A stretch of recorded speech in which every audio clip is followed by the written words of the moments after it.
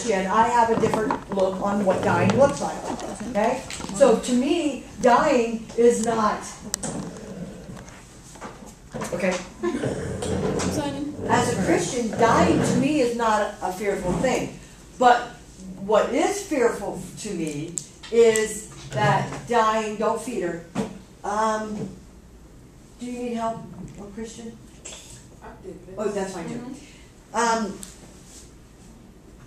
Are you working as a team for them? Okay, you can. For me, dying is not like, I believe that when I die, I go to heaven. Now, you may not believe that. That may not be of your faith. But I'm saying to you, so what if I die? Then I go to heaven. How scary is that? But the scary part to dying for me is being buried. It's like, whoa, that's not realistic. Because, are you her feet? I am now. Okay, put your feet down and work as a team. For me, dying and being put into a coffin and being buried is a scary thing, right?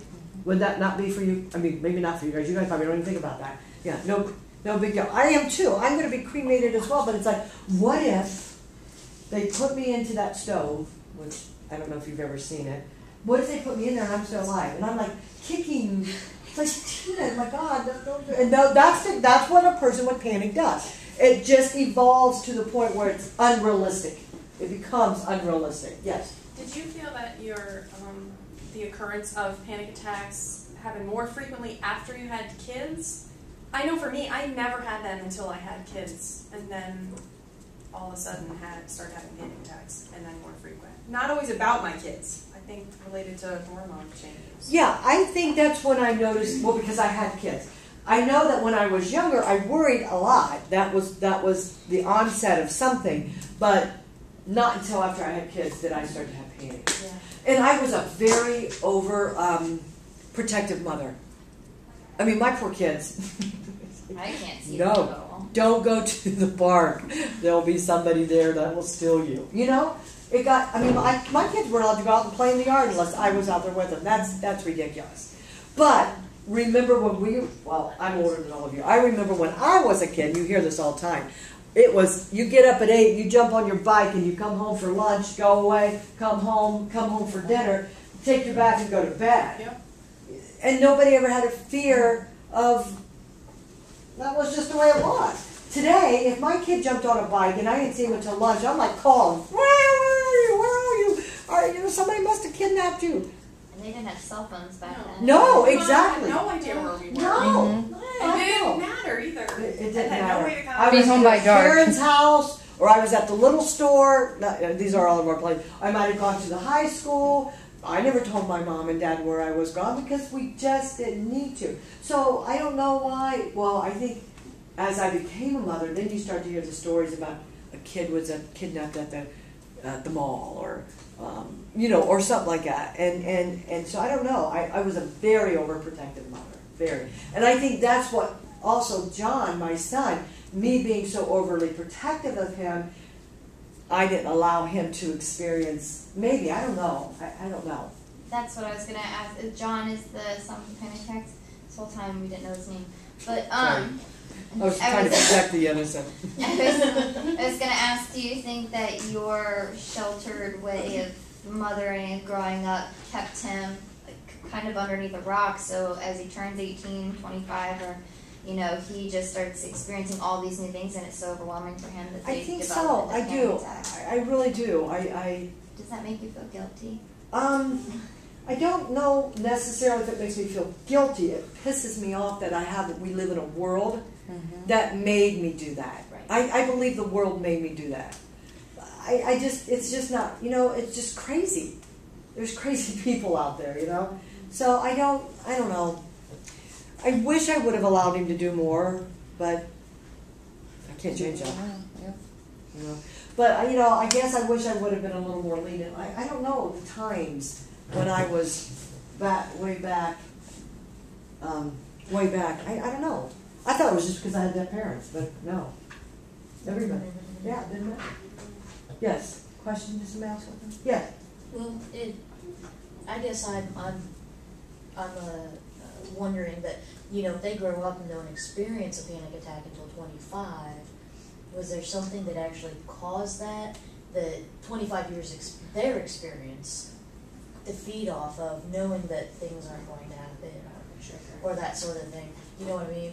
Johnny used to worry about his dad. His dad and I are divorced. And so he used to worry that, you know, his dad wasn't getting enough food. And it was never the case. His dad was never in a situation. But he would worry, you know, Dad, you know, because I was remarried and his dad never remarried. And so he always felt bad for his dad. You know, Mom and Jeff are, you know, happy and this and that, and my poor dad. And I think his dad might have caused, you know, some of that to make him worry. But I think they worried about their dad, too. So I think worry. I should do a study. I have a Bible study that I've written on worry. And it's like, and the one quote I like the most, sorry ladies, the one quote that I like the most is, worry is like being in a rocking chair. You go back and forth, but you never get anywhere. And we do that, don't we? We what if? Well, no, and what if? What no? And then by the time, like, can you think about the things you worried about last week? No, because you know what? A new worry has taken its place, right? So, I got what I was going to ask you about the triggers. Does it help when you, whatever your fears, like you said, your fears of being buried, being buried, but does it help to know, or being cremated and that you're alive?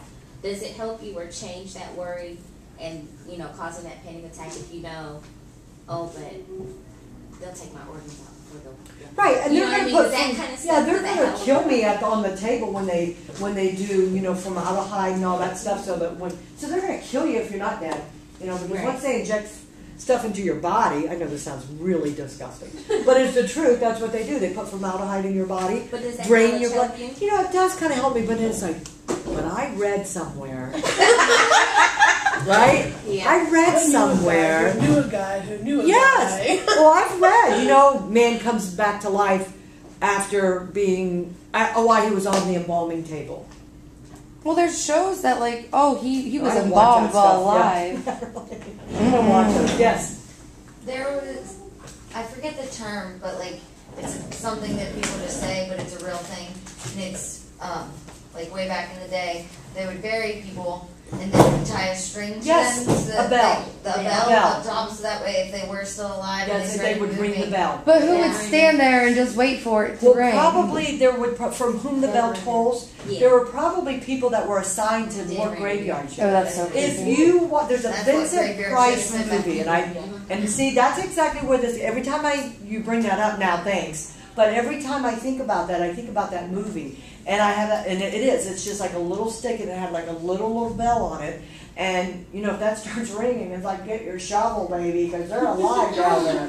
And they also would have glass in there, you know, to see them. Like when you buried, if nobody heard the bell, then you dig it up, and there's like, it's like oh crap. I would not want that to be me, but that's true. That's true. You know, I don't know. Well, embalming goes back to the Egyptians. I mean, if you know, I mean, they used to do that way back in the time of the Egyptians. I do not know how we're getting on this topic from panic. But Amy, did you have your hand up? I did. Has any, like, I know for me, some of the things that have caused me to have panic attacks, most recently my car, have turned into kind of like obsessive compulsive. Mm-hmm. So, for example, for the past, up until like the beginning of last quarter, up until just yesterday, actually, I've had problems with my tires because of my rims. My rims are eroded, so it just out of nowhere I would get spare tires. And anybody that was in my classes last quarter, I got so good at changing my tire, I could change it in like 7 minutes. But it turned into a panic attack, like I had a bent rim, so I was like, oh, if I hit a pothole, I'm going to careen off the side of the highway, or I'm going to get a nail in my tire, or I'm going to wake up and I'm going to be late to something. And that turned into every morning for 10 minutes I had to go through, I had to wake up early enough to where I could go out and check my car, each tire pressure, see if there was anything in them, roll my car back and forth to see if there were nails in it, and it turned into like a 10-minute Wow. ordeal Yeah. because it was affected by my panic attacks. Wow. Has that happened to you or John? Well, mine was the compulsive hand washing for a while. I don't do it anymore, but it was the same kind of thing. And mine was related to if I thought something bad, I would wash my hands. So it didn't even have To anything get to that do with being thought. dirty. No, it had nothing to do with being dirty. It was the thought, you know. But you felt better after you I washed did. your hands. It would. So when you know it makes you feel better, you keep doing it. I finally had to stop that and just Where your hands because are I would think dry. if I thought you know somebody was going to die, I would wash my hands so that they wouldn't die, and they didn't die. You see what I'm saying? But what if So I it worked. didn't wash? So kind of like natural so Yeah. the But natural you way can't of let things that way. enable So you have to actually remember cognitive therapy kind of thing. You have to interfere with that stuff. You have to change that pattern, and you have to allow yourself. You know, it takes how many days? Do you know how many days it takes to change a pattern? 2 weeks. 21 days. 3 weeks. It takes 21 days to change That's it? a pattern. Yes. Yes. Yeah, it's like a Yeah. it's like an eating routine or exercise routine. It takes 3 weeks. So to when be able to- yeah, exactly, to it create becomes a a habit. habit. So if you're doing something like that, you got to try to do something else, and you have to let yourself be uncomfortable. I really should be washing my hands this time. Be uncomfortable, and you know what? To this day, I'll do it every so often. I will find out why am I doing it appears, but I don't do it on it because you have to be realistic about it. It's like, you know what? If I could control when you're going to die by my thought, then why can't I say I'm rich? I have to make my mind think like that. If I can control that, then why can't I control you hitting the lottery? Well, I know I can't, so how's that happening? You got to change your thinking, and your brain is so powerful. I mean, if you think you're sick, you get sick. Exactly. Well, you know, you can make yourself be sick. You can change the chemistry of your body by how you think. You know. Like the people that convince themselves they're pregnant and then they get a pregnant belly. Yes. Exactly. And Yes. then they think they go into Yes. Oh, that yeah, is Yeah. lactate that was actually False- from That's so weird. False pregnancy. Sure, people can do that. It's like Yeah. a super Right. hysterical Yeah. Your mind is very, hang on, because they're interpreting here, nobody's stopping you guys, so I'll do it. But your mind is very powerful. And so, but if you can keep it powerful in the positive, because it can do the opposite. You can say, I'm sick, I'm sick. Did you know if you said to somebody, Kate, you look bad. And then you go, before you know it, guess what? Kate's going to be feeling bad. You can do that. You can drive people insane. You know, you can do it. You can, it's crazy. They did an experiment, and it's so true about your words and how it changes the chemistry of your body. They took water and they spoke to it negatively, like cussed it out, said all these negative things, and then froze it, and then put it under a microscope and looked at how it crystallized, and it'd be all jagged and crazy looking. Then they thawed it out, took the same water and spoke all this positive, and then froze it again. And it was perfect lines, No perfect way. crystallized. I have Like never- snowflakes, like beautiful. Yeah, beautiful. And, It's and what it crazy. tells Wow. you What are is you our made of? body is made up of water. Right. So So what, what 90%? you say 75. really 85. affects. Mm-hmm. Yeah. So that's why they tell you, get up when you look in the morning in the mirror, you say positive things to yourself. But what do we do? Oh, I look like crap. Yeah, I feel terrible. I'm lousy. We're so negative to ourselves. Where if you talk positively to yourself, and it's true about how people talk to their kids. Do you know some people who talk crap to their kids? Little kids. Talk crap to them. Negative stuff to them. They grow up to be negative. But when you talk positive, and it's the same thing you have to do when you have panic. You have to be able to change that mindset. And that is the biggest thing that I had to learn how to do. Or even if you watch your parents talk negatively about themselves. Uh-huh. Like my mom was just the most negative person to herself, so now it's almost hereditary to the point where everything she used to say, now I say about myself. They did a Fox News. I have it on DVD. Matter of fact, I used to make students interpret it, but now that you bring it up, I'll probably have you guys interpret Oh, it thanks. All right. next quarter. Anyway, it's on a little girl who has an eating disorder. She has she eats cotton. Pica. She eats it. P-I-C. Is that what it's Pica. called? Okay, so she eats these paper, all of these chalk, because it makes her full, and because her mom has always said, "I need to lose weight. You know, I'm heavy, I'm fat." Well, mom wasn't, but you know how we are. We all have to look a certain way. The daughter grew up hearing this, and then that they say that becomes an influence on your children. And it wasn't that the mom was saying it to the daughter. No, the no. mom was just saying it about herself. Exactly. The mom was saying it about mom, and the daughter heard that, and then before you knew it, the daughter she would eat, and then go in the bedroom and have a time stopwatch, and would run.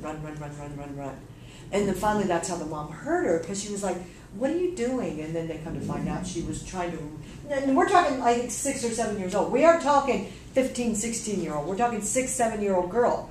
But when when they said the tips off the cotton balls, she would eat paper. She would eat squares of paper, and cotton balls itself. To me, it's like, wow. But it would make her feel full, and she knew. Well, eventually, that stuff can kill you. Mhm. Absolutely. So, So, your stomach look like? 15. okay, go ahead, stop. Oh, I need glasses. 2 more.